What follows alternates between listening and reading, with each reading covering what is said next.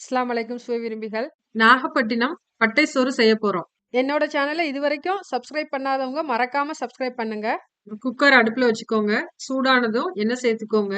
கடுகு, உளுந்து, பிறகு காஞ்ச மிளகா, 1/2 டீஸ்பூன் ஜீரகம், நீல வாக்குல நறுக்கி வச்சிருக்கிற பெரிய வெங்காயம், 2 டேபிள் ஸ்பூன் நிலக்கடலை, 1 டீஸ்பூன் மஞ்சள் தூள் எல்லாத்தையும் சேர்த்து நல்லா வதக்குங்க. கொஞ்சமா புளிய ஊற வச்சிருக்கேன். அந்த தண்ணியை வடிகட்டி சேர்த்துட்டு நான் 1 டம்ளர் ரைஸ் வைக்க போறேன்.